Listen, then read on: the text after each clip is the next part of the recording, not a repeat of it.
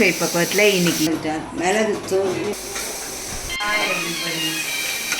அம்மா கை பக்கத்தில் இன்னைக்கு ஸ்பெஷலான ஒன்று எனக்கு ரொம்ப பிடிக்கும், முட்டை சாப்ஸ்.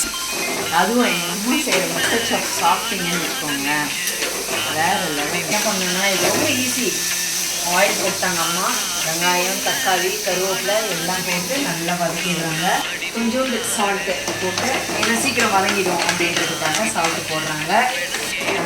நான் செய்கிறேன், எனக்கு அந்த அளவுக்கு டேஸ்ட் வராது. அதுக்காக இன்றைக்கி எங்கள் அம்மா வீட்டுக்கு வந்திருக்கேன். எங்கள் அம்மா கையால் இன்றைக்கி முட்டை சாப்ஸ் சாப்பிட போகிறோம். செஞ்சு முடிச்ச பிறகு நாங்கள் அதையும் உங்களுக்கு டிஃபின்ஸில் காமிக்கணும். என்னங்க சரிங்க, முட்டை சாப்ஸ் ஓ செமையாக இருக்குங்க. சாப்பிட்டு பாருங்க, டேஸ்ட்டாக இருக்கும். அப்படி சொல்கிற அளவுக்கு வந்துடும்.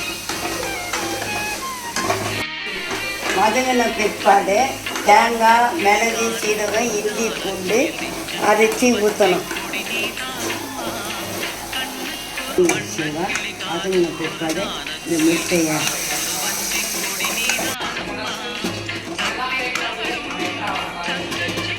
ஊற்றின பிற்பாடு மிளகாத்தூள் சொல்லிட்டேன், மிளகுத்தூள் மிளகாத்தூள்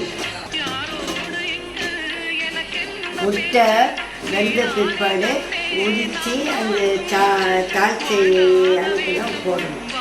நல்லா கொதிக்கணும், அந்த மிளகு வாசனை போடணும்.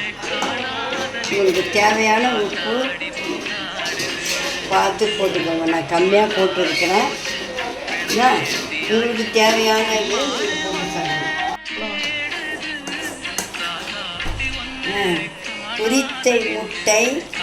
உரித்த முட்டை குழம்பு போட்டாச்சு. டேஸ்ட் பண்ணி பாருங்கள். நிம்மதியாக தூங்க போகிறோம். ஸோ நீங்களும் நிம்மதியாக தூங்குங்க. கட்டுங்க.